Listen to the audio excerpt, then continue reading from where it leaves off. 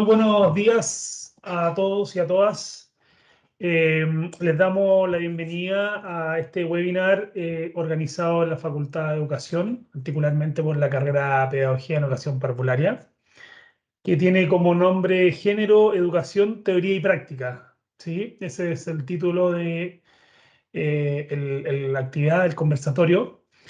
Este conversatorio tiene como objetivo promover espacios de intercambio y reflexión en torno a la perspectiva de género, ¿no? En los espacios de práctica, identificando consecuencias y críticas que darán lugar a nuevas propuestas de implementación, ¿ya? En la ocasión vamos a tener tres ponencias. Antes de cada una de ellas yo voy a ir presentando a los relatores. Esta actividad se hace en conjunto con dos carreras más de la facultad, que es Pedagogía en Educación Básica y Pedagogía en Educación Física. Pero la organización corre por cuenta de la carrera de Pedagogía en Educación Parvularia. Y dejo entonces a su directora, la profesora Marcela Beltrán, directora de la carrera, doctora en Gestión Educacional, para dar las palabras de bienvenida. Muchas gracias, Ignacio. Buenos días, académicos y queridas alumnas.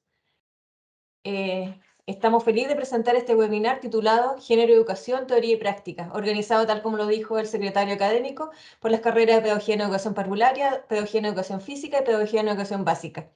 Género, ¿qué temática más importante, sobre todo en este tiempo? La UNESCO define la igualdad de género como la situación en la que las mujeres y los hombres gozan de la misma condición y tienen las mismas oportunidades para hacer efectivos el disfrute pleno de sus derechos humanos, su potencial al fin de contribuir al desarrollo nacional, político, económico, social y cultural y beneficiarse de sus resultados. Por eso, el trabajar y formar en equidad de género es uno de los principales desafíos que tenemos como formadores. Por eso, agradecemos su participación en esta valiosa actividad, porque así cada día trabajaremos en conjunto para hacer un mundo más equitativo para todos y todas. Muchas gracias y bienvenidos. Muchas gracias, Marcela. Bien, para seguir con el programa de la actividad, primero le voy a pedir que mantengamos los micrófonos silenciados y que las preguntas, a medida que vayan surgiendo, las vayan dejando en el chat. Una vez que terminemos con las tres ponencias, vamos a dejar un espacio, ¿no?, para ir respondiendo las dudas que vayan surgiendo, ¿sí? Entonces, dejamos como primera relatora a la profesora Nancy Lagos Apablaza, académica de Pedagogía en Educación Parvularia de la Facultad de Educación de la Universidad Autónoma de Chile, sede de Santiago, magíster en Gestión y Docencia Universitaria de la Universidad Metropolitana de Ciencias de la Educación, diplomada en Género, Desarrollo y Políticas Públicas, Universidad de Chile, quien expondrá sobre género e infancias, roles y prácticas cotidianas. Nancy. Muchas gracias, Ignacio. Un afectuoso saludo a todos y todas, todos quienes nos acompañan. Voy a compartir pantalla para... ¿Se ve, cierto? Sí, perfecto. Perfecto, muchas gracias. Entonces, infancias y género. Para comenzar con esta temática, ¿cierto? Es importante relevar desde qué perspectivas o qué perspectivas encontramos respecto a la infancia en nuestro entorno, ¿cierto?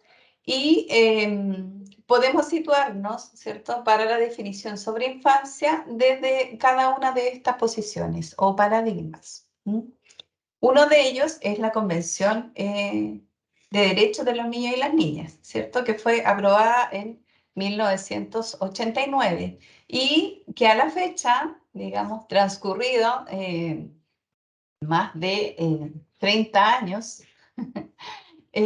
aún está dando que hablar y aún está en debate.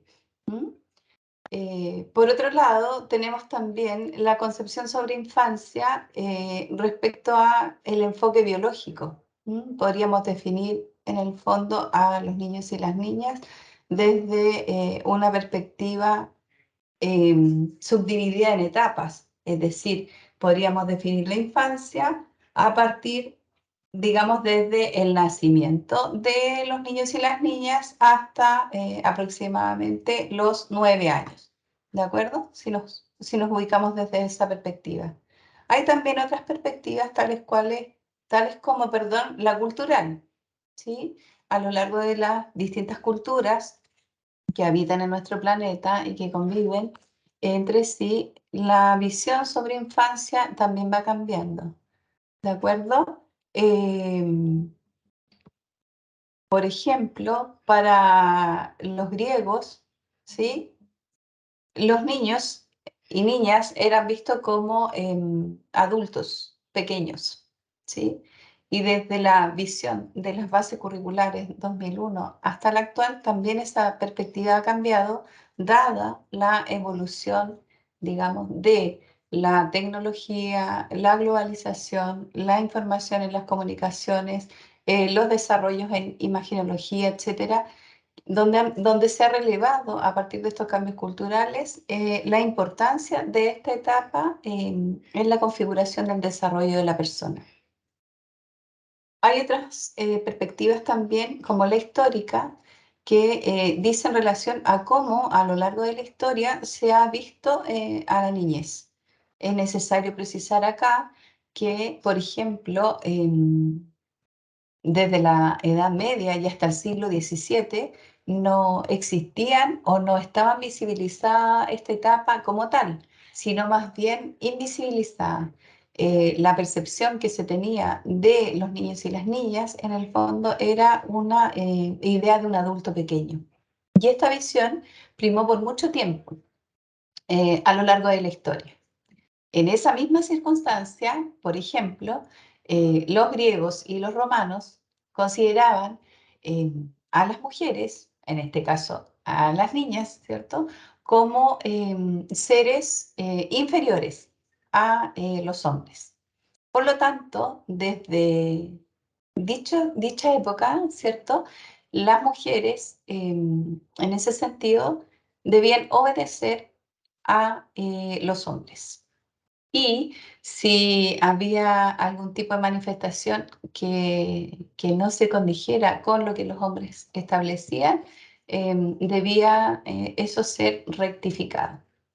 Entonces tenemos esta concepción, por un lado, ¿cierto?, de infancia como un ser no completo, incompleto, ¿cierto? Y por otro lado, también dentro de esa concepción, a la mujer en una situación de inferioridad respecto del hombre. ¿Mm? ¿Cuál tenemos hoy día? Bueno, esta evolución, perdón, fue cambiando a lo largo de la historia y tenemos luego de Rousseau, que vino a ser quien relevó en el fondo la característica de la infancia como una etapa que tenía en el fondo cualidades particulares que lo hacían distinto al adulto, ¿de acuerdo? Entonces, en ese sentido, él releva, ¿cierto?, que los niños y las niñas tienen tienen una identidad propia que es distinta de los adultos y que por tanto requieren de experiencias, actividades que tengan relación con los otros y otras y que también involucren el juego, la actividad motora, etc. Hoy en día, con el avance de los tiempos, tenemos una visión de infancia que está también en constante cambio y que ha ido evolucionando, porque se han ido visibilizando las diferencias que esta etapa tiene, ¿ya? Y por otro lado también el rol de los niños y las niñas en la actualidad ha cambiado en relación a el protagonismo que han adquirido. Esto a partir también de los avances tecnológicos y de las neurociencias que han relevado la etapa de la infancia como una etapa preponderante en el desarrollo de las personas, con características únicas, con espacios de oportunidades que solo pueden propiciarse y potenciarse en dicha etapa. esta concepción de infancia, ¿cierto? Que nosotros, desde la cual nosotros vamos a mirar a los niños y a las niñas, impacta, ¿cierto? O se refleja en las políticas públicas. En este caso, nuestra visión de sociedad, ¿cierto? Está enmarcada dentro del enfoque de derechos. Esto quiere decir que prima, ¿cierto?, el interés superior del niño. Por otro lado, también el derecho a la vida y a la supervivencia y al desarrollo, a la participación infantil y a la no discriminación. Desde esta mirada del enfoque de derecho, las niñas, los niños y las niñas son o nacen libres e iguales en dignidad y derechos, ¿sí? También son personas proactivas, ¿sí?, y transformadoras de sus propias realidades. Esto les implica entonces un rol de agentes, una agencia, una capacidad autónoma, ¿cierto?, de poder ser y estar en el mundo, ¿de acuerdo? De poder actuar de acuerdo a sus necesidades y a sus intereses. Y por otro lado, desde el enfoque de derechos, también se releva de que los niños y las niñas requieren de una protección que asegure el ejercicio de sus derechos acorde a una autonomía progresiva. Es decir, los niños y las niñas deben ir ejerciendo sus derechos, así como también conociéndolos, ¿cierto?, en la medida en que su autonomía se lo permita. Por tanto, es rol del Estado y de la educación, en el fondo, potenciar el conocimiento de estos derechos y la agencia, ¿sí?, o el ejercicio de ellos, de acuerdo siempre al avance en su autonomía. Mirando el enfoque de derechos y relacionándolo con la educación, si lo vemos a través de la LEGE, que es la Ley 20.370, se establecen claramente que los derechos de los niños y las niñas en este sentido son un derecho a aprender en un ambiente tolerante y de respeto mutuo, a que se respete su integridad física y moral, no pudiendo ser objeto de tratos vejatorios y degradantes. Por otro lado, también se explicita que los niños y las niñas tienen derecho a recibir una educación que les ofrezca oportunidades para su formación y desarrollo integral. Y finalmente, derecho a que se respete su opinión y a que se resguarde su integridad física y psíquica.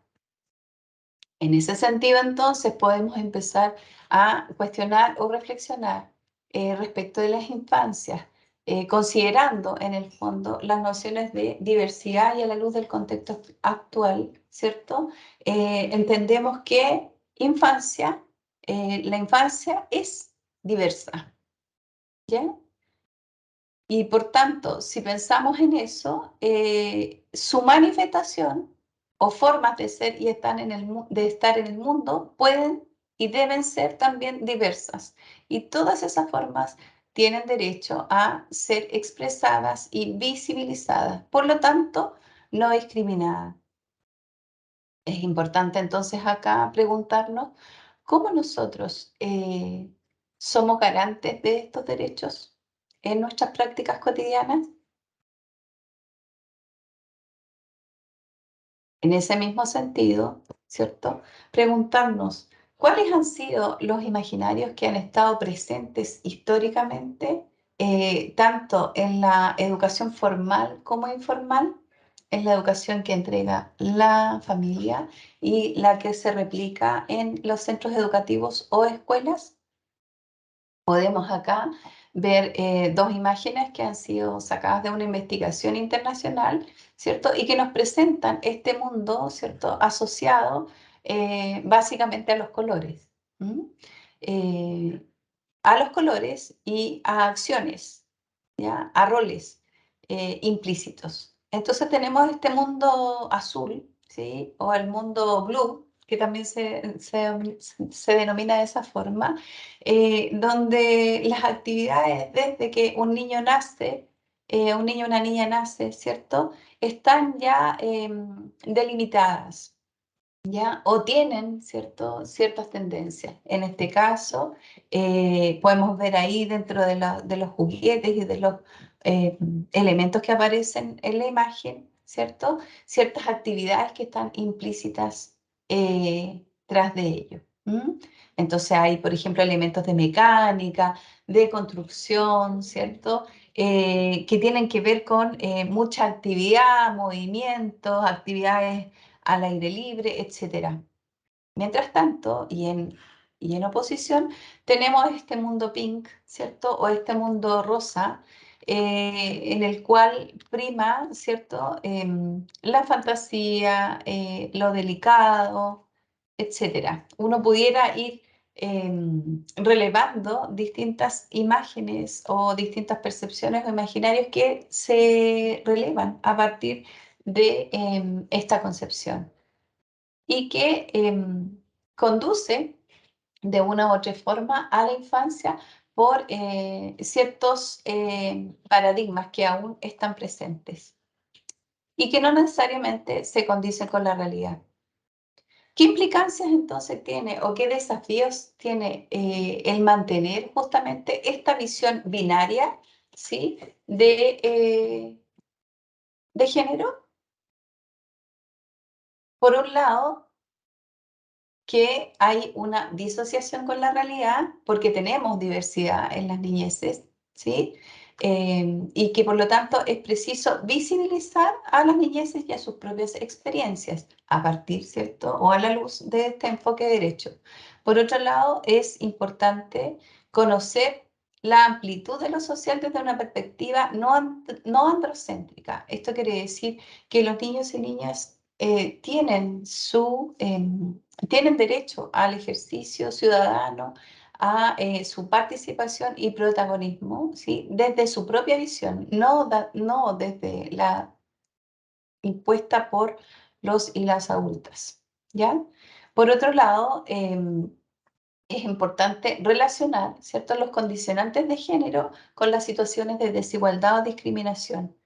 En el fondo, cómo desde las mismas infancias mantener este tipo de paradigmas implica en un largo plazo, ¿cierto?, ciertas conductas o ciertas acciones que en el fondo van haciendo un círculo vicioso y estableciendo brechas o manteniendo las brechas entre los niños y las niñas, ¿ya? Por lo tanto, es una forma de también discriminar su acceso a distintas posibilidades de desarrollo personal y profesional. Por otro lado, también el desafío está, a partir de esta visión, ¿cierto?, el de identificar cuáles son estas brechas de género instaladas desde la infancia, dónde efectivamente se replican, dónde se reproducen y a cuáles yo contribuyo en mi actuar docente. Y por otro lado, como último punto, ¿cierto?, es importante sensibilizar y concientizar respecto a este tema. Porque es un tema que está vigente, ¿cierto? Y que está, como se dice en lenguaje popular, es como una noticia en desarrollo, ¿no? Hay mucho que hacer aún para efectivamente establecer condiciones de igualdad. Por último, quiero invitar, y para cerrar mi presentación, a reflexionar en torno a las prácticas cotidianas, ¿sí? Por un lado, pensar cómo la escuela, el centro infantil, la sala cuna, los jardines infantiles reproducen estas desigualdades. ¿Bajo qué imaginarios me desempeño personalmente como educadora, educador y docente? ¿Cuáles son estos imaginarios que yo como persona, ¿cierto?, tengo instalados y que voy reproduciendo? Y por último, ¿cuáles son las oportunidades de aprendizaje en términos de igualdad, ¿cierto?, que ofrezco a las infancias y su diversidad?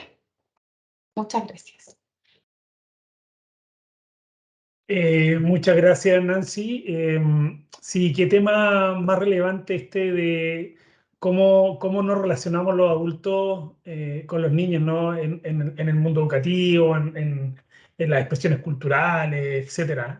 Cómo desde tal vez nuestros propios paradigmas instalados y no dejamos que esto fluya de manera natural. Así que ahí un trabajo de educación y de repensar y remirar o redefinir cómo miramos y vemos a los niños. ¿Ah? Así que, bueno, esperemos que hayan preguntas que las vayan dejando en el chat, como decíamos inicialmente, para que después se genere ahí un espacio de conversación y diálogo con los que están acá escuchando y obviamente los relatores y relatoras. Bien, para seguir con el programa de la actividad, la próxima presentación está a cargo de Karen Pinto, la profesora Karen Pinto Carbacho, académica de la carrera de Pedagogía y Educación Básica de la Facultad de Educación de la Universidad Autónoma de Chile, sede Santiago, investigadora del Grupo Literatura y Escuela de la Universidad Autónoma de Chile, doctora en Estudios Latinoamericanos, Centro de Estudios Culturales Latinoamericanos, Universidad de Chile, quien nos va a exponer sobre enfoque de género, literatura infantil, escuela. Karen, adelante. Hola, ¿me escuchan bien? Buenos días aún. Voy Se a escucha bien. compartir pantalla. Ok, gracias Ignacio. Voy a compartir la pantalla para hacer mi presentación. Ahí estoy compartiendo, ¿se ve bien? ¿Sí? ¿Se ve bien? Ok, gracias. Lo que voy a presentar yo es el trabajo que se puede realizar con la literatura infantil y juvenil desde el enfoque de género, cómo podemos leer y cómo podemos obtener una perspectiva de género respecto de las lecturas que se realizan en el área de la literatura infantil y juvenil. Entonces, para que iniciemos una pregunta importante, ¿por qué leer la literatura infantil y juvenil desde una perspectiva de género? ¿Por qué tendríamos que realizar este ejercicio de abordar la literatura infantil y juvenil desde la perspectiva de género? Primero, porque como nos dice Casani en este texto que se llama Tras las líneas, la literatura infantil y juvenil, como todo tipo de literatura, entrega visiones de mundo. Y Casani nos dice que, allí tomé algunas ideas del texto de Casani, que todos los textos están construidos por discursos, todos los textos tienen dentro de sí mismos discursos de distinto tipo, discursos políticos, discursos de género, discursos religiosos, discursos étnicos, que atraviesan los textos. Y estos discursos son discursos que provienen de determinados sujetos que son los autores y que están situados en un determinado espacio, en un determinado momento, que son discursos contextualizados, por lo tanto, van a estar atravesados por coordenadas de tiempo y espacio en el que fueron enunciados o emitidos esos discursos, y que van a ser la representación de un sujeto que forma parte de una comunidad específica, particular, en un tiempo y en un espacio determinado. Por lo tanto, que va a representar también las ideas que están cruzando ese espacio, ese contexto. En ese sentido, entonces, todos los textos son transmisores de roles, de normas y de conductas, porque de alguna manera son las visiones de mundo que el autor está instalando respecto de lo que quiere como constructo de la sociedad, digamos de manera consciente o inconsciente. Dice Casani ahí en una cita que tomé textual, los discursos no son neutros, objetivos, los discursos neutros, objetivos o desinteresados no existen. Es decir, los discursos no son neutros y no son objetivos, sino que tienen un determinado interés. Y ese interés está puesto en instalar una determinada visión de mundo también. Lo importante de esto, finalmente, no es que observemos textos o trabajemos con textos que se acomodan a nuestra visión de mundo, sino que trabajemos con nuestros estudiantes una gama amplia de textos diversos y que les enseñemos a mirarlos no con un afán censurador, es decir, no discriminarlos y no guardarlos, no silenciarlos, sino que abrirlos a la lectura crítica. Respecto del enfoque de género, para que entendamos cómo podemos mirar estos textos, tomo de allí un artículo de Judith Butler que se llama Actos performativos y construcción del género, en el que ella expone un concepto específico que denomina performatividad del género. Y esta performatividad del género señala que el género es un constructo social de una identidad que está instalada en la sociedad y que tiene determinadas características, cualidades que se van reproduciendo como si fueran un acto performativo, es decir, como si fuera un acto teatral. Y mientras más esas acciones y esos actos se reproducen, más se instalan en la sociedad. Y ella misma señala que si de ser factible esta instalación a través de su repetición, de su reproducción, por lo tanto también podemos transformarlos, también podemos intervenir esa performatividad del género y también la podemos transformar. Esa performatividad del género tiene que ver con normas de género, con normas, con conductas, con roles que se les enseña a los niños desde pequeños a seguir y a reproducir y que terminamos reproduciendo, digamos, por el resto de la vida.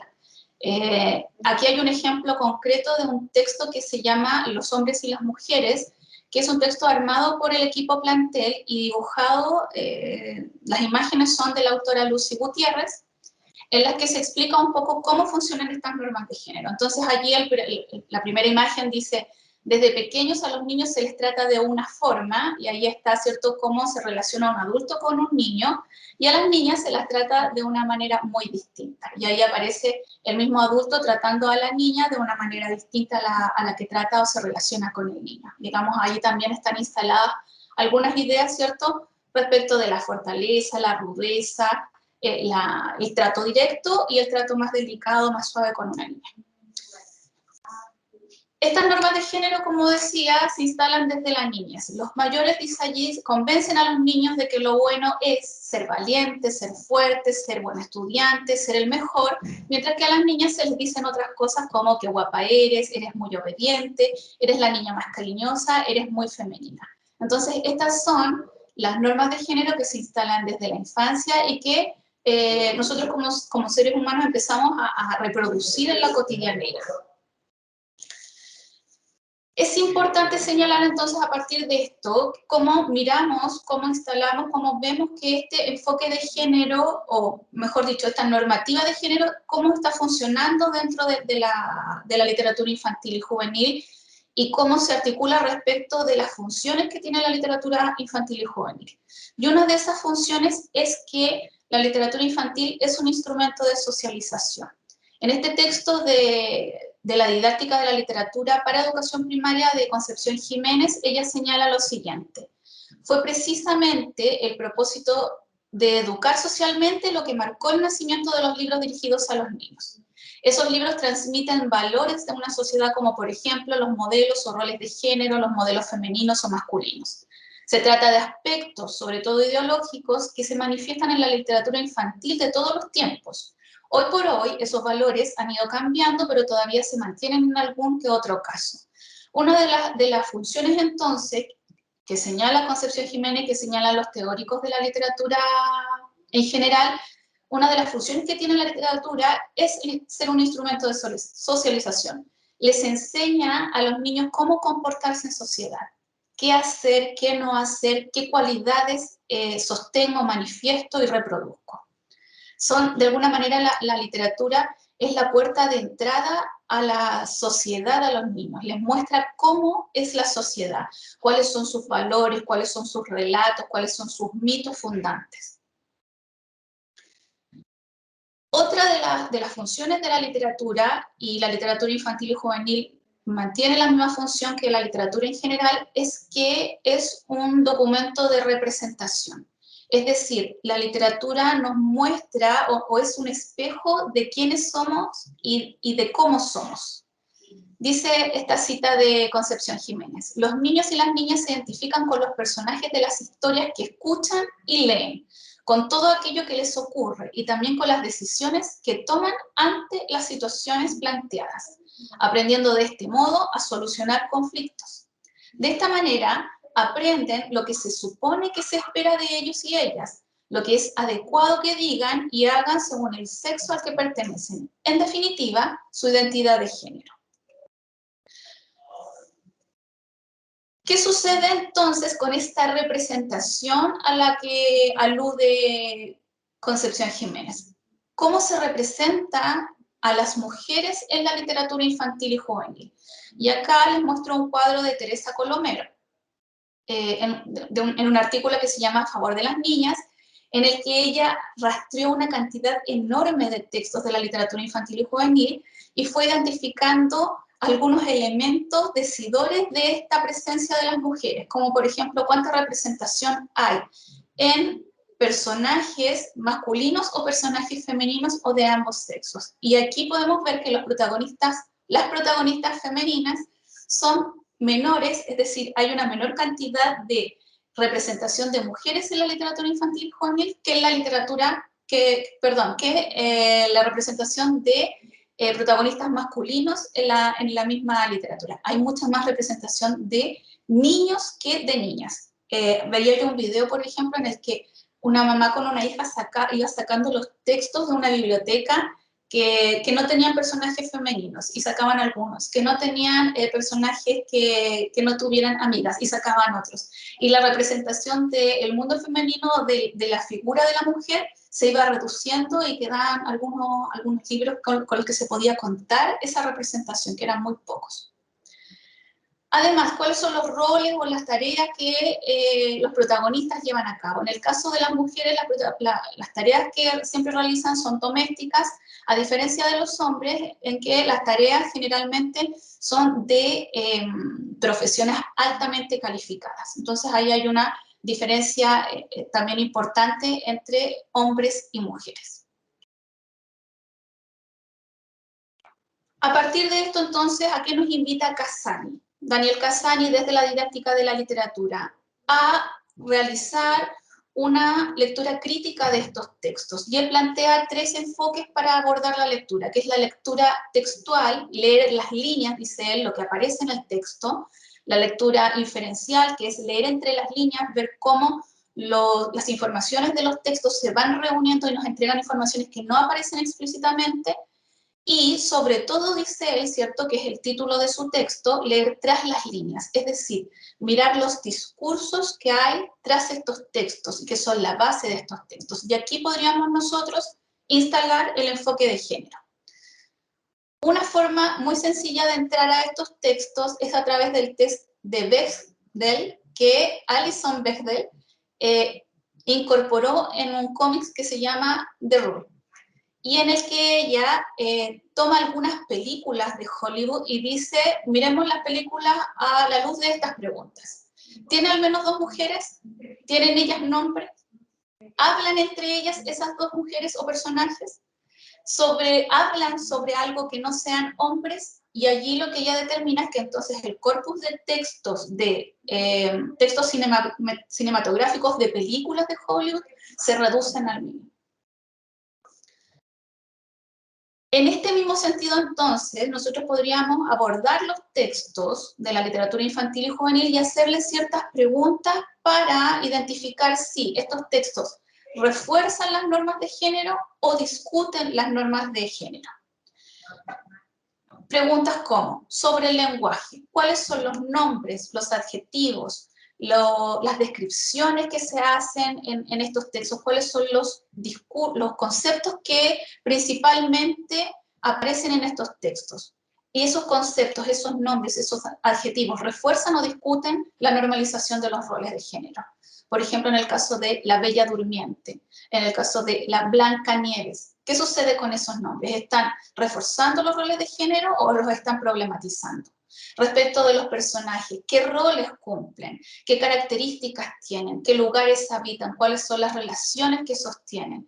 Esos roles son marcados para las mujeres, digamos, realizan actividades delicadas, pasivas. Respecto de los hombres, ¿son valientes, son aguerridos o esas características se cruzan? ¿Qué tipos de relaciones tienen? ¿Tienen las mujeres relaciones con otras mujeres, con grupos de mujeres, amigas, hermanas? ¿Qué sucede con los hombres? ¿De qué manera se relacionan con las niñas de su grupo? Respecto de los personajes, ¿las mujeres son protagonistas o son siempre los hombres los protagonistas? ¿Y qué características tiene cada uno de ellos? Respecto de los paratextos, las imágenes, las portadas, los colores de los textos refuerzan o normalizan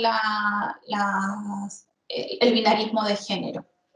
Y respecto de los temas, es el amor romántico idealizado, este tipo de amor en el que el protagonista o la protagonista sufre, siempre tiene una posición sumisa, siempre tiene una posición marginal, nunca es dueña de sus decisiones.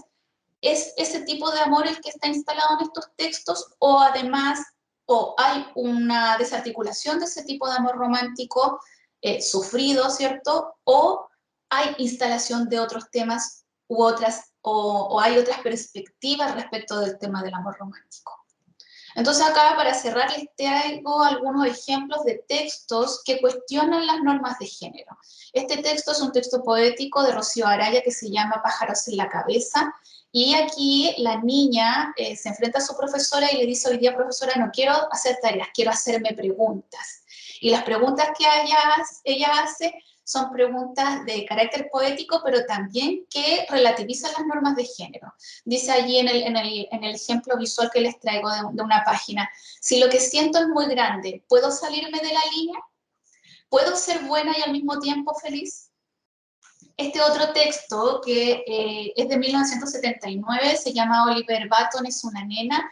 Es un texto en el que el protagonista, que si bien es un niño que rompe con el rol de género, porque es un niño que quiere bailar. Y allí trae, digamos, muchos conflictos a la familia, porque es un niño que disfruta más bien de la lectura, disfruta de la naturaleza, disfruta de actividades que no son típicamente las actividades del rol de género masculino. Y que me recuerda mucho a esta película, que también la puse allí como otro tipo textual, un tipo textual cinematográfico, no solamente literario, que es esta película Billy Elliot, en la que el niño también tiene esta motivación, este estímulo por ser bailarín. Algunas citas de este texto dice, hacia el final del texto dice: Oliver Button es una estrella, cuando él termina bailando. Y una cita del texto de Billy Elliot, que le deja a su mamá, que ha muerto, le deja a Billy Elliot una carta en la que le dice: no dejes de ser tú mismo, siempre te querré. Esta escena, que por cuestiones de tiempo no vamos a poder ver, la podemos retomar al final si alguien quiere. De todas maneras, dejo ahí el enlace, que es una escena en la que es una escena de la película Ralph Rompe Internet. Ahí está abajo en inglés. En la que la protagonista, que es Vanellope, se enfrenta a las princesas de Disney, y ahí ellas se van dando cuenta cómo están atrapadas en este rol de género. Y allí el sueño de ella, digamos, no es ir tras el amor dificultoso, el amor peligroso, el amor inalcanzable, idealizado, sino que tener un volante, dice ella, porque quiere correr su auto de carrera. Entonces, las citas que traigo allí, una es cuando la sirenita le dice a Vanellope: tú también firmaste un contrato para perder tu voz, para ir detrás del hombre que amabas, y ella le dice: no, jamás, ¿quién haría algo tan loco? Lo que yo quiero, dice ella, es un volante. Este texto de Mistral, que es un poema que se llama Canción de Pescadoras, en el que se dibuja a una madre que es pescadora y que le canta a su niña. Dice: la red me llena la falda y no me deja tenerte, porque si rompo los nudos, será que rompo tu suerte. Hay ahí, digamos, una doble lectura en términos poéticos de: si cruzo el límite, también voy a cargarte con dejar el rol de género, ¿cierto? Si rompo los nudos, será que rompo tu suerte, pero también si dejo de trabajar, no puedo tenerte. Soy una mujer trabajadora y tengo que trabajar, soy una pescadora. Estos dos textos de Jessica Love, Las sirenas y la boda, tratan de un niño que se llama Julián, que es además un niño que es un niño afrodescendiente, y al que le encantan las sirenas y quiere ser una sirena. Y en el segundo texto, el mismo personaje, junto con su abuela, van a celebrar la boda de sus dos tías que se van a casar. Otro texto, el libro de los cerdos de Anthony Brown, en el que también se cuestionan las normas de género. Allí ustedes pueden ver en la portada cómo esta mamá carga a toda la familia y finalmente decide abandonar a la familia. Y en ese momento el esposo y los hijos deciden cambiar y hay un cambio en los roles de género y las actividades que cada uno realiza. Los hombres se dedican a las tareas del hogar y la mamá, dice allí, a veces compone el coche. Y para cerrar, este texto que todos conocemos, que es un texto tradicional, esta ronda que se llama Arroz con leche, este es un texto poético también, es un texto que reúne varias poesías tomando palabras de la canción Arroz con leche y termino con el último, que es el epílogo y que trastoca o desarticula la canción original y la normativa de género que hay en la canción original. Dice el epílogo: arroz con leche, yo quiero encontrar a una compañera que quiera soñar, que crea en sí misma y salga a luchar por conquistar sus sueños de más libertad, que crea en sí misma. Este es un texto de Nathalie Tentori. Para cerrar entonces, dejo algunas preguntas. A partir de esto, a partir de lo que hemos visto, ¿con qué lecturas vamos a vincular a nuestros niños? ¿Y de qué manera las vamos a mediar? Y sobre todo yo diría dejar instalada la idea de mediarlas para que nuestros niños las lean con ojos críticos y no censurarlas, no acallar o no silenciar, no invisibilizar lecturas, sino que abrir todas las lecturas para que nuestros estudiantes las puedan mirar, las puedan leer con ojo crítico, podamos conversar sobre ellas y podamos problematizarlas.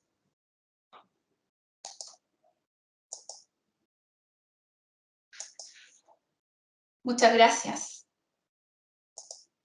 Muchas gracias, Karen.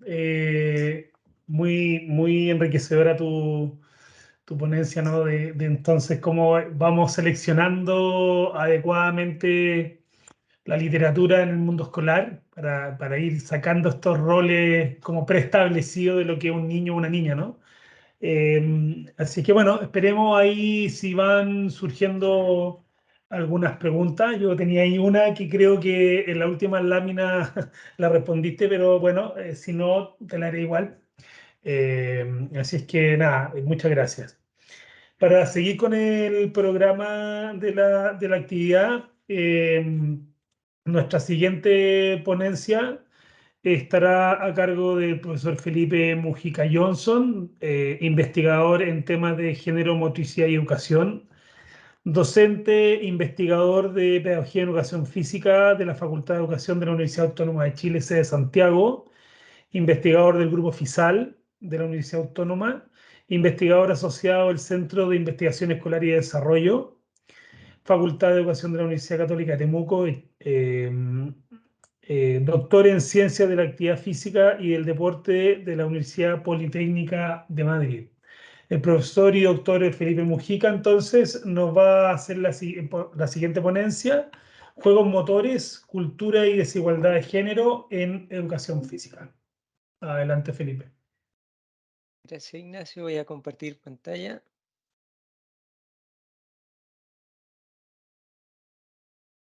Está perdido por ahí arriba.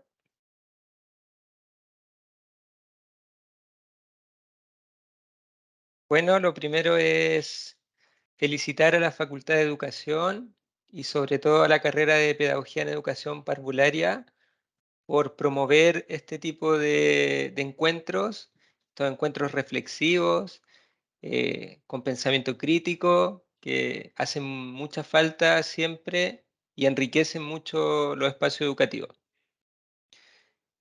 Antes de comenzar, quiero hacer una aclaración que quizás en términos similares a las presentaciones anteriores, mi presentación va a estar más enfocada en o se va a ver más presente el tema de las categorías de género binarias, de género masculino y femenino. Voy a profundizar un poco sobre ellas, pero también creo que es importante reconocer, y yo creo que va a ser bueno para próximos conversatorios, próximas conferencias, también quizás enfatizar que hay otras categorías que son todavía poquito investigadas y poquito discutidas, que son el tema de las personas no binarias, las personas transgéneros, y que también son muy importantes, sobre todo desde la perspectiva de la diversidad. Al principio voy a señalar algunos antecedentes, luego me voy a centrar en una situación didáctica de la clase de educación física para finalizar ahí con una síntesis.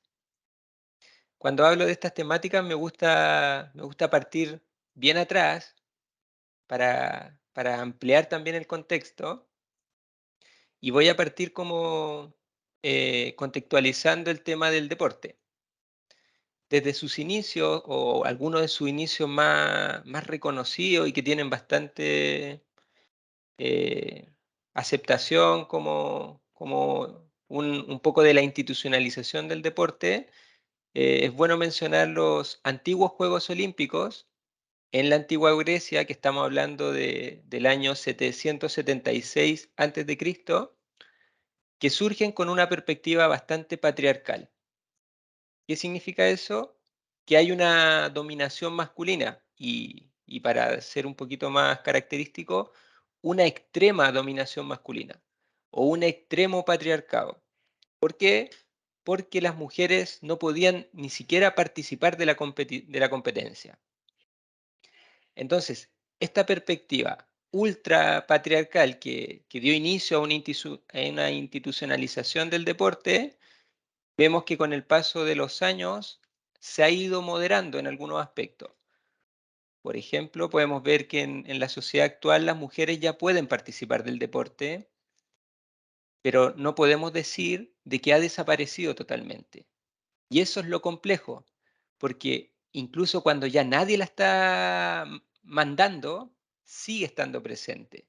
Y eso es un poco también de lo que vamos a ver más adelante. En el año 2018 fue cuando yo empecé a relacionarme más con este tema de los estudios desde la perspectiva de género, y también leyendo varios estudios sobre deporte. Así que en ese mismo año, junto al doctor San Martín y la doctora Orellana Arduiz, quisimos hacer una revisión sobre los estudios de género que han abordado la desigualdad en la prensa deportiva. Entonces nos enfocamos entre los años 2012 y 2018, y además sacamos algunas implicaciones para la educación física. Ahí pudimos identificar algunos estudios, tampoco fueron muchos, con diferentes metodologías, cualitativo, cuantitativo y mixto, y nos llamó la atención, sí, que Latinoamérica no estaba tan presente. Los buscadores también que utilizamos puede ser que no fueron, quizás no abarcaron la totalidad de estudios que hay, pero de todas maneras sí utilizamos buscadores que Latinoamérica debiese haber estado más presente, y no encontramos mucho. Sí habían hartos estudios de España. De Chile no encontramos ningún estudio.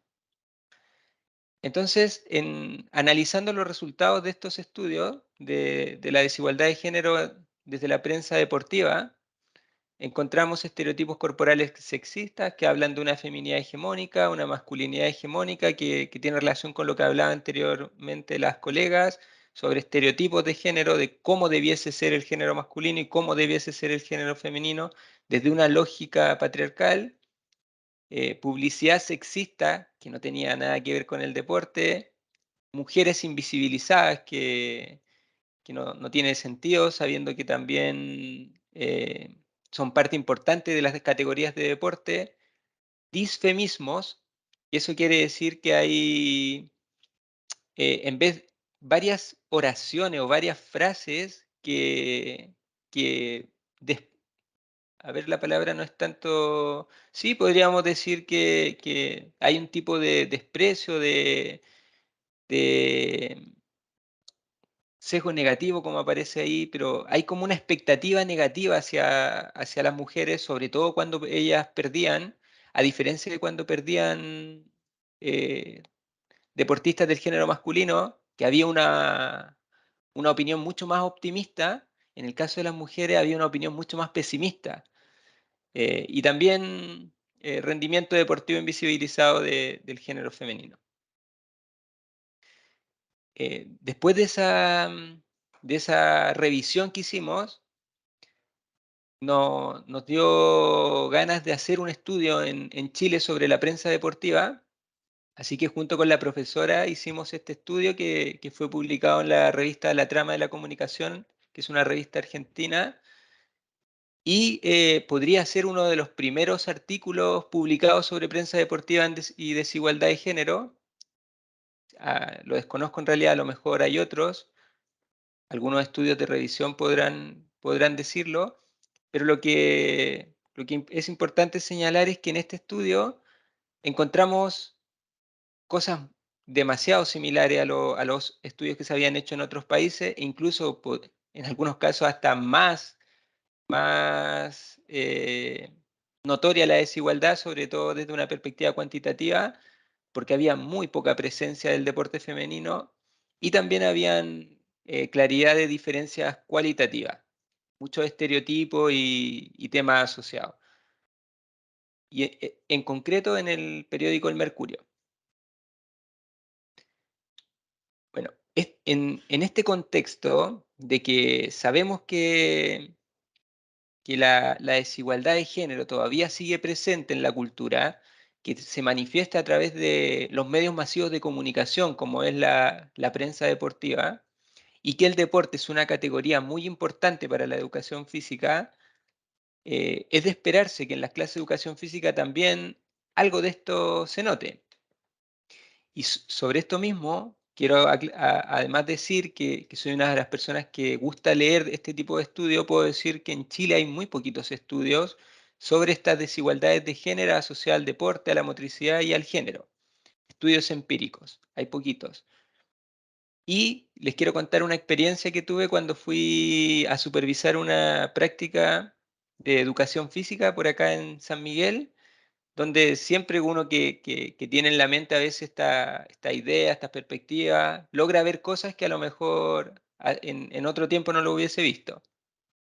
Y fue que en una clase de educación física había un juego, si no me equivoco era asociado al handball, y habían equipos mixtos, lo cual es bueno, porque podríamos decir que en cuanto a la formación de los equipos, había una formación mixta. No estaban segregados por sexo, tampoco por género. Había una integración en la actividad. No obstante, había una diferencia cualitativa que logré percibir.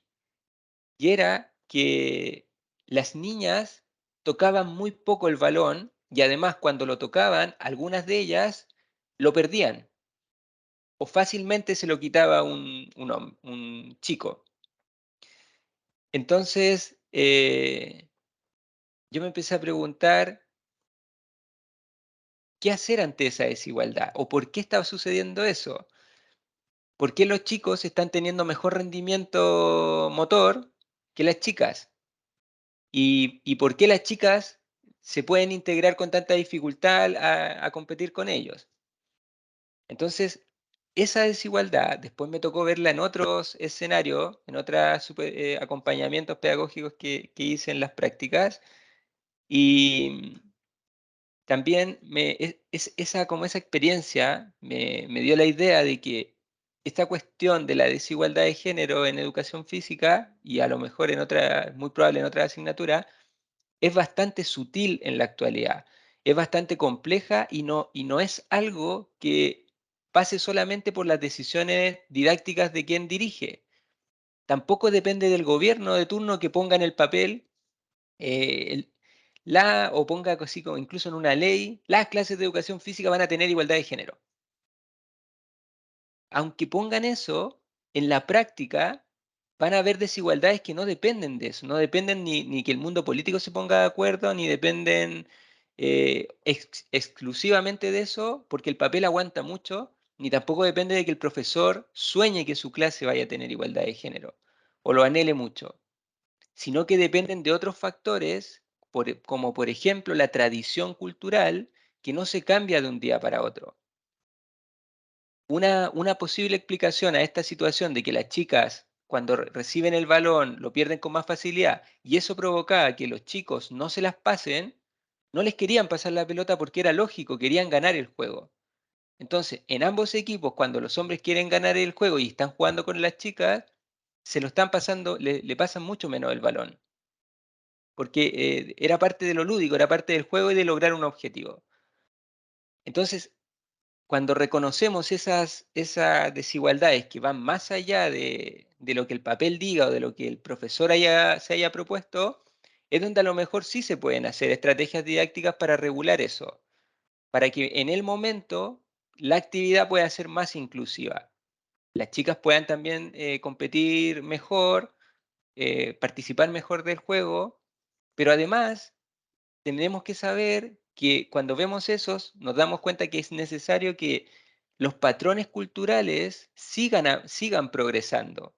Porque si todavía esas niñas, sus familias, dicen, no, es que tú no tienes que hacer deporte, no, es que tú no tienes que... Sigue con los estereotipos patriarcales, las chicas van a tener muy poca experiencia.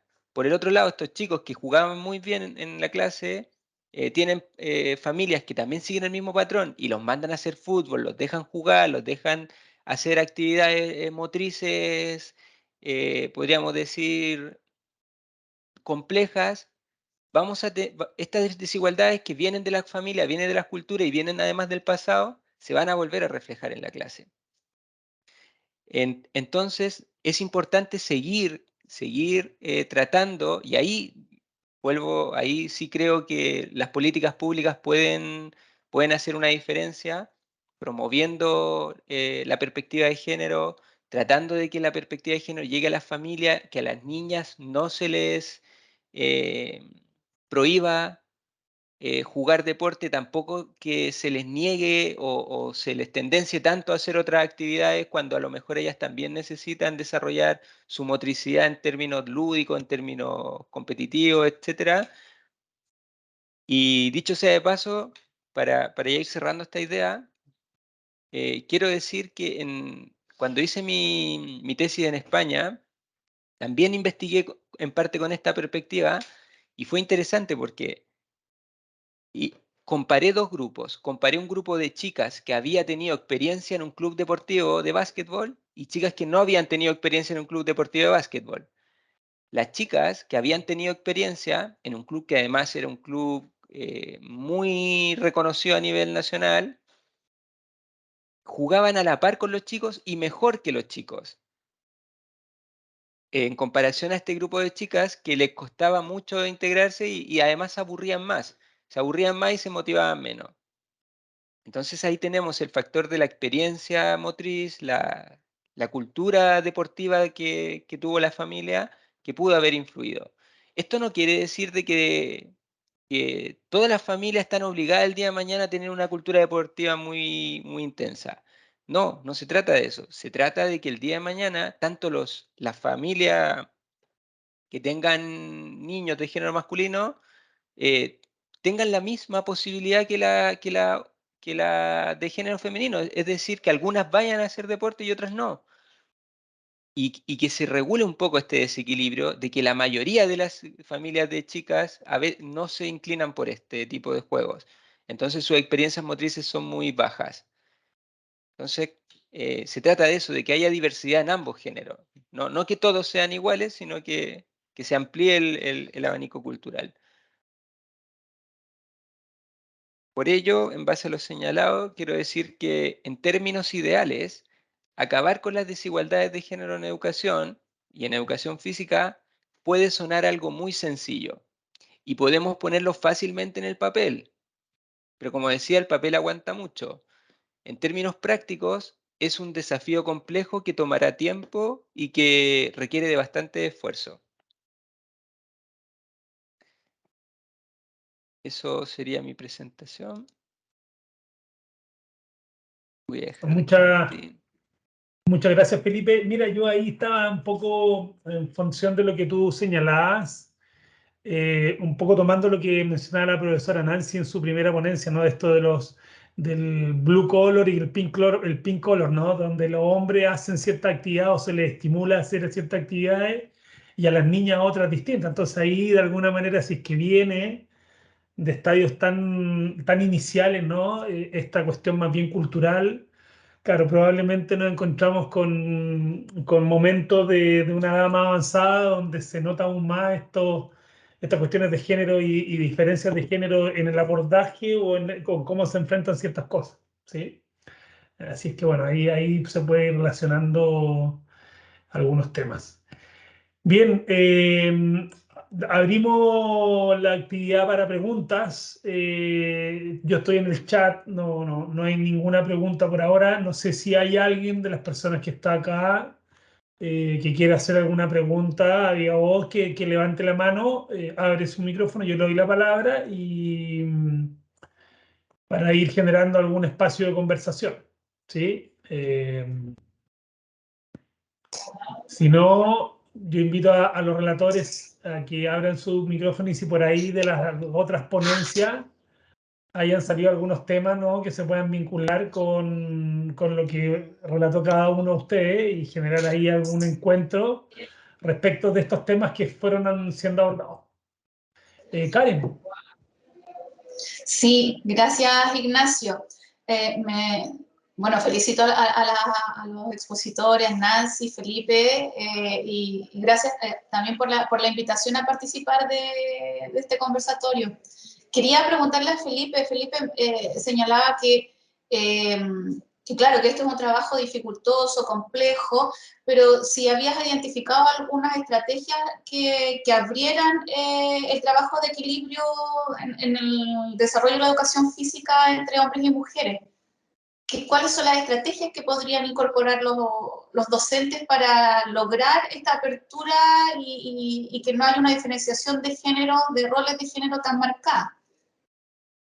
Y que haya, digamos, integración también del trabajo en la educación física de las mujeres. Porque conversaba yo con mis estudiantes hoy día en la mañana que, claro, cuando nosotros éramos jóvenes, los hombres jugaban fútbol y las mujeres nos sentábamos en la galería a mirar. Hoy día, claro, hay un poco de avance respecto de eso, y yo también contaba que nosotros jugábamos también básquetbol en el colegio, en otro colegio. Pero ¿cuáles son las estrategias que tú has identificado que pueden intervenir o que se pueden trabajar dentro de la sala de clase o en educación física? Sí, mira, Karen, gracias por la pregunta. Estrategias, yo creo que hay varias y se están aplicando, y de hecho en la experiencia que yo conté ya podemos ver una estrategia. Por ejemplo, una estrategia inclusiva, que fue el haber hecho un juego mixto. Y hay una decisión ahí, porque perfectamente el profesor de ese momento pudo haber dicho, no, claro, el nivel es muy distinto, las chicas juegan acá y los chicos juegan acá, o los chicos juegan handball y las chicas en gimnasia, o etcétera. Entonces, ahí ya tenemos una, que es integrar, porque si el tema sí que hay que tener cuidado, que esa integración de lo mixto no sea tan frustrante. Porque si unas chicas se ponen que no saben, no sé, por ejemplo, manipular muy poco un balón de handball y juegan contra chicos que juegan un nivel muy avanzado, va a ser muy frustrante y les va a costar integrarse. En ese caso, por ejemplo, yo creo que sería importante como estrategia tener equipos equilibrados, mixtos pero equilibrados. Es decir, que no todos los buenos estén en un lado, ni eso por un lado. Por otro lado, también se puede poner como meta relajar un poco este tema competitivo, hacerlo también, fortalecer lo lúdico y que todo el equipo toque el balón antes de lanzar al arco. Entonces ahí los más buenos están obligados a hacer esfuerzo por ayudarle a la compañera que en este caso le costaría más. Eso sería como ya en el juego. Y así podríamos pensar, inventar, y lo otro es bueno también señalar que no todo está inventado, no todo está dicho, y los profesores de educación física, no todos han sido formados, incluyéndome, desde la perspectiva de género. Entonces seguramente hay muchas otras estrategias que podemos seguir creando, pero como no nos hemos puesto a pensar desde esa perspectiva tanto, no las hemos creado, ni las hemos sistematizado. Entonces hay, pero todavía pueden haber más y siempre es discutible también.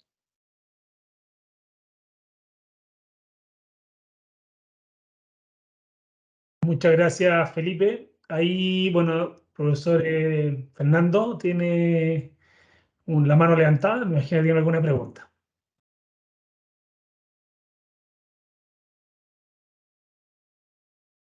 El profesor Daniel. Ah, perdón, Sí, Daniel, me cambié. perdón, No, yo decía, Daniel Fernando, sí, me quedé ahí, perdón, Daniel. eh, no, más que una pregunta, me hicieron acordarme y me hizo como sentido lo que decía Felipe. Yo, como saben, mis colegas, yo trabajo sobre la diversidad sexual e infancia hace rato, pero no solo desde la investigación, sino de la psicoterapia. Soy terapeuta de infancia y me llegó hace unos días atrás un cliente, porque no son pacientes, son clientes, en el sentido de que en mi corriente psicológica no hablamos de pacientes. Es por eso, ¿no? Para aclarar eso. Y es una chica no binaria. Y bueno, y estábamos conversando porque ella está en un proceso de socialización de un nuevo colegio. Se está incorporándose a un colegio en un espacio que es bien complejo, que es ruralidad. Estamos hablando de un adolescente de 14 años. Y justamente una de las cosas que me estaba comentando es que cuando llaman a jugar a los grupos, a ella no la llaman ni para los hombres ni para las mujeres. Y entonces ella queda literalmente tirada. Entonces estábamos viendo, porque la idea es que podamos conversar con los profesores en el colegio en algún momento, hacer alguna capacitación, pero yo decía, si eso pasa, cuando escuchaba a Felipe, si eso pasa entre hombres y mujeres, ¿qué pasa con la comunidad de diversidad sexual? ¿Cómo estamos segregando? ¿Qué es lo que está ocurriendo? Y que es bastante interesante, sobre todo pensando un poco en la infancia, cómo eso marca también la psiqui de un adolescente. Eso, era un poco eso. Sí, sí, sin duda. Mira, yo tengo la experiencia de una sobrina, ¿no? Que estaba en un colegio mixto, extraordinaria para el fútbol, extraordinaria para el fútbol. Ella iba a los cumpleaños con sus zapatos de fútbol y jugaba todo el rato con hombres, ¿no? La hermana, son 4 hermanos, ella es la segunda de puros hermanos hombres, ¿no? Y un día en el colegio donde estaba quiso integrar el equipo de fútbol, no había equipo de fútbol femenino y el profesor de educación física de forma muy desacertada le dice que no, que esto era para hombres. Bastó que le dijera eso, no estoy diciendo que eso fue, ¿no? Pero bastó que nunca más quiso ponerse sus zapatos de fútbol, nunca más quiso jugar al fútbol. Entonces, ¿cómo en el fondo los docentes somos responsables de ir entendiendo estas nuevas formas, ¿no es cierto?, en que los chicos y las niñas se expresan y cómo integrarlos nomás, sin partir de nuestros propios prejuicios. ¿Ah? Entonces, nada, poco, el rol tremendamente importante que tenemos en la formación y en el desarrollo de los niños y niñas. Ahí Mariana Durán tiene la mano levantada. Mariana, puede abrir el micrófono y hacer la pregunta, no hay problema. ¿Me escuchan bien? Buenas tardes, Sí, buenas tardes. perfecto. Sí. A ver, voy a hacer mi camarita, no sé si me veo. Entonces, ahí está. Ya. Quiero saludar a todos, a todas. Gracias por este conversatorio, por esta entrega, cierta información tan relevante. Saludar a mi colega Felipe, de la Universidad de Sánchez.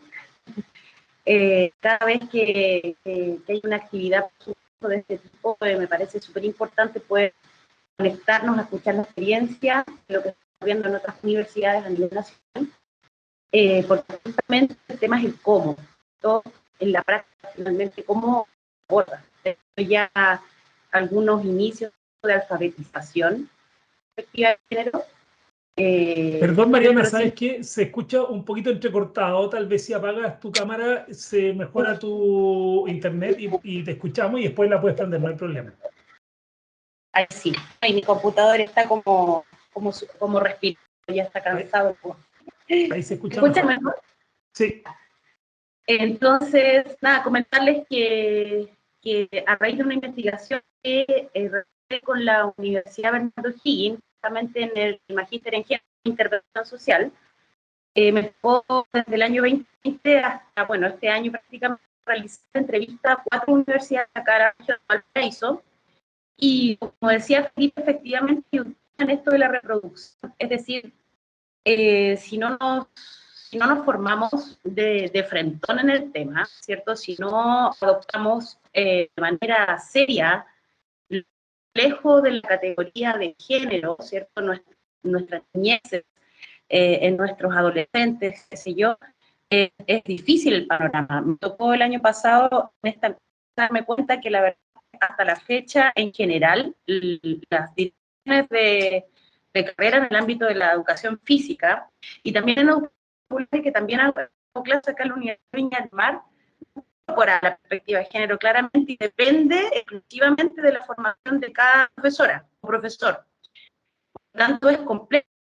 Y quería comentar que a modo de comillas de anécdota, en una defensa de tesis, antes de la carrera de educación física, que trabajaron en el tema del deporte y las personas trans, ¿cierto? Dejan súper abierta, porque dejan mucha punta, porque estamos en ese proceso. Los profesores se escuchan, ¿sí? Un poco entrecortado, Mariana. La última parte, cuando empezaste a hablar de esa defensa de tesis, quedó ahí algo, sí, no lo alcanzamos a escuchar plenamente. Si lo puedes repetir, fantástico. Ya, ¿ahora está mejor? Sí, ahí está un poco mejor. Ya, está como ventilando mi computadora. Corta. El tema es que profesor, un doctor que estaba ahí en esta defensa de tesis, quedó pillo, así tal cual. Entonces no supo cómo muy bien responder o cómo incluso hacer las preguntas a estas chicas que estaban en proceso de titulación. Y bueno, yo eso ahí como solamente la idea, o sea, no es posible que estudiantes finalizando estén incluso más preparadas que los mismos profesores que estamos aquí entregando nuestra evaluación final. A mí me pareció serio, me pareció incluso grave, porque las chicas sabían mucho más que el mismo profesor que tenía que evaluar a esta defensa. Entonces, bueno, pero eso en general está ocurriendo en todas partes.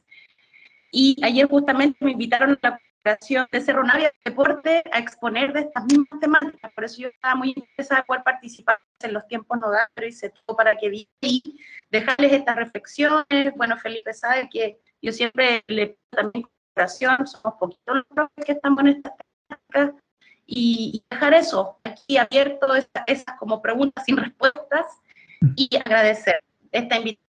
Así que un abracito a todos, muchas gracias.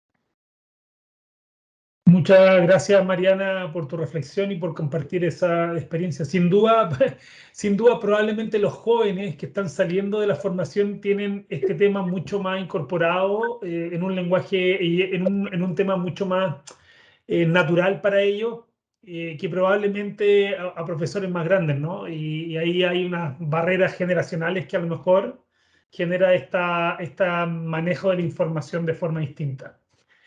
No sé si hay alguna otra persona que quiera, Felipe, ¿quieres un poco ahí hacer algún complemento a lo que decía la profesora o si hay alguna otra pregunta? No, que la profesora Karen parece que le hizo una pregunta a Nancy. Perfecto, es que no tengo el chat chat abierto, perdón.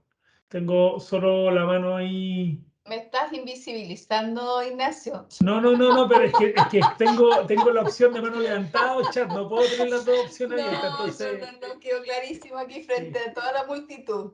ustedes me están poniendo en aprieto ahí que me hacen preguntas por chat y mano levantada. No, respecto de es solo para reírnos un poco, ¿no? Si esto tampoco tiene que ser porque tiene que ser tan grave, ¿no? Es relevante, por cierto, pero también hay que verlo con perspectiva. Sí, con flexibilidad. Respecto a la pregunta que señala Karen, sí, en relación a las políticas públicas relacionadas con la situación que señaló el profesor Daniel, tenemos... a partir de lo que yo conozco, ¿no? Tampoco he profundizado tanto en el tema, tenemos la ley contra la violencia, ¿cierto? De género, que sería, y esto también dictamina que dentro de los reglamentos de convivencia escolar, ¿cierto? Las entidades educativas pueden establecer protocolos, ¿sí? Entidades educativas, llámese colegios, jardines infantiles, universidades, etc. En nuestro caso, tenemos esta ley hasta hace un año atrás, más o menos, ¿sí? Y como toda política pública, si bien cuenta con la intención de ser implementada, el tema que vaya bajando a la realidad es algo que es un proceso muy lento. Sobre todo, ¿cierto? Por lo que hemos conversado y por lo que se ha socializado hoy día en las distintas ponencias. El cambio es más bien cultural, como lo decía Felipe. El papel y las intenciones pueden funcionar muy bien, pero en la práctica cotidiana es donde están efectivamente los mayores desafíos. ¿Cuántas resistencias encontramos, ¿cierto?, dentro de las mismas personas o de los mismos círculos en los que nos desempeñamos y, por cierto, cuánto de eso replicamos para, en este caso, las infancias, los niños y las niñas, ¿de acuerdo? Hay que pensar que desde, no sé, tiempos históricos, por ejemplo, los espacios de recreación y de deporte han estado privilegiando a los hombres, ¿sí? Como lo señalaba Karen. En el fondo está la multicancha, esta política de la multicancha, por ejemplo, que fue una política que se instaló de relevar espacios como de recreación, finalmente privilegiaron siempre a quienes, a los niños o a los hombres adultos, ¿sí? Más bien las mujeres, como decía Karen, estábamos observantes desde la banca o por labores de cuidado que tenían que desempeñar, etcétera, no podían tampoco hacer uso específico de estos espacios. Actualmente, ¿cierto? Dentro de esa misma línea se ha querido relevar un énfasis de participación para las mujeres en ese sentido, pero, y podemos ver ahora que si uno mira una multicancha, la presencia que se ve masivamente no es más la de varones, sino también se ve a mujeres con el tema de zumba, las clases de yoga, etc. Pero ojo ahí, porque en el fondo también se sigue en el fondo marcando tendencias de acuerdo a no binarias, pero se ha Así es. relevado más la participación en relación a eso, está la intención, pero es un cambio cultural que es lento y que tiene que ver también con una propia introspección respecto de nuestros conceptos, de lo que es ser hombre, de lo que es ser mujer, de lo que es la identidad de género, ¿sí? Y desde cómo en el fondo valoramos esta diversidad, cómo la acogemos, cómo la valoramos y cómo la dignificamos también. Entonces, nos cuesta en el fondo conversar, atender a las diferencias, no sé, políticas, ideológicas, etcétera, con mayor razón estos temas son bastante más sensibles, ¿no? Porque tienen que ver con la propia biografía de las personas, ¿no? Eso podría Muchas decir. gracias, Nancy. Mira, aquí veo la mano levantada de Mariana. Yo no sé si le quedó levantada de la pregunta anterior y de Daniel Cerey. Entonces, si me confirman si son nuevas preguntas o ya vamos cerrando. Nuevas preguntas más que nada. Perdón, adelante, Daniel. Sí, lo que pasa es que, no sé si yo estoy un poco cansado a esta altura, pero yo creo que no solo el tema pasa por un tema del espacio deportivo. Esto pasa a nivel social y a nivel político también, ¿ya? Y lo otro que yo estoy de acuerdo con Nancy cuando dice que hacer cambios culturales, pero los cambios culturales también vienen acompañados de conocimiento. Y eso es algo que nosotros como universidad, como tenemos que aceptarlo dentro de nuestras medios populares. Porque hacer los cambios culturales, primero hay que cambiar el lenguaje y entender de qué estamos hablando, ¿sí? Yo confieso que hace 10 años yo no sabía lo que era la palabra patriarcal. No estaba dentro de mi lenguaje. Hoy día la conozco y la cuido. Cuido no meterme en ese espacio, lo educo sobre que no sean un lenguaje patriarcal. Eso. Yo creo que ese es el reír del camino. Primero educar a nuestros estudiantes y también de casadita, educar a la población, capacitando a los profesores que están en ejercicio, que son muchas veces los que son más resistentes a esto, y también a los apoderados. Es un poco. Sí, sin duda. Lo que pasa es que yo creo que este tema de la identidad de género irrumpió con mucha fuerza, ¿no? En forma de pronto muy fuerte y probablemente sobrepasó también la capacidad o sea, la velocidad en la cual nos fuimos capacitando y formando en esta área. Entonces, por ahí vamos quedando medio fuera de juego en estos temas que son hoy día relevantes en el mundo escolar. Entonces, ahí requiere un proceso formativo mucho más continuo y mucho más significativo.